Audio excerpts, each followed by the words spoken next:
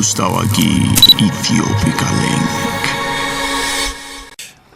እጅግ አሳዛኝና ልብ የሚሰብር አጋጣሚ ነበር። በጣም ቀጥል የመጨረሻዎቹን ጉዳዮች ቆሻ አካባቢ የዛሬ ሳምንት የተለያዩ ዝግጅቶች ላይ ቤታቸው ላይ ተኝተው በመጫወት በመብላት በተለያየ ስነ ስርዓት ላይ የነበሩ ወገኖቻችንን ነው ህይወት የቀጠፈው። አንድ ቤት ላይ ግን ይሄ አደጋ ሌላ ደስታ ይጨምራል እንጂ ሀዘን ይዝመጣል ብሎ አልተጠበቀም። እዚህ ቤት ውስጥ የአንድ ሰው ልደት እየተከበረ ነበር።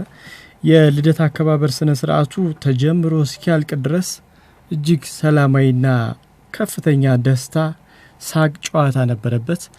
ነገር ግን ልደቱ ሳይጠናቀቅ ገና ወደ መገባደድ ላይ ያለ ድንገት ይሄ ቆሻሻ መጥቶ በልደት ስነ ስርዓቱ ላይ የነበሩ ሰዎችን በሙሉ ህይወት ቀጥፏል። በጣም እጅግ የሚያሳዝን ነበር።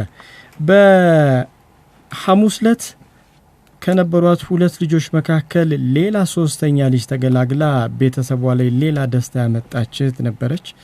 እናም ሐሙስ ወልዳ ቅዳሜ ቤቷ ሰዎች ሊጠይቋት መጥተው ነበር።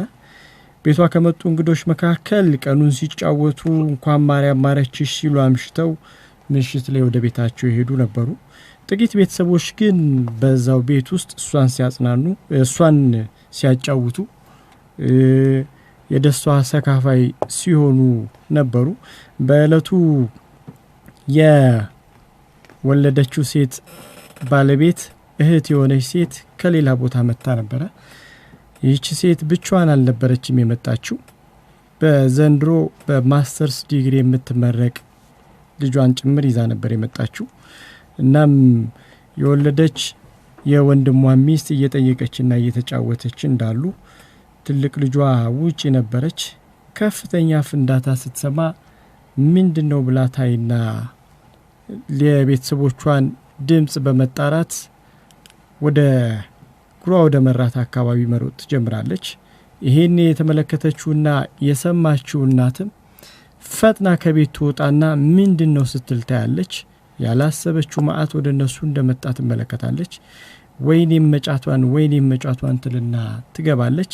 ወንድሟም ተከትሏት ወጥቶ ስለነበረ የሷን መጫቷን ማለት ሰምቶ እሱ ደግሞ ወይኔ ልጆቼን እያለ ቤት ውስጥ ይገባል። በኋላ ግን የማርያም ራሷም ነብስ አዳኟም ባልም ሁለት ልጆችን በአጠቃላይ ገና ከተወለደ 3 ቀን የሆነው ጸቅላም በዚህ ቆሻሻ ናዳ ህይወታቸው ሊያልፍ ችሏል። ከ20 ደቂቃ በኋላ የተጠራ ወንድም ጉዳዩን ማመናቅቶት ራሱን መቆጣጠር እንዳልቻለ ገልጾልናል። አሁን ግን መረጋጋት እያሳየና እንደመጣና በሁኔታው ግን ፊቱ ድቅን እያለ እየረበሸው እንደሆነ ገልጾልናል። በነገራችን ላይ ይህ አደጋ ለበርካቶች ሀዘን እንደሆነ ሁሉ ለጥቂቶች ደግሞ መክበሪያ የሆነና ጥቂት ርካሽ ዝናን ማትረፊያ የሆነ መጥቷል።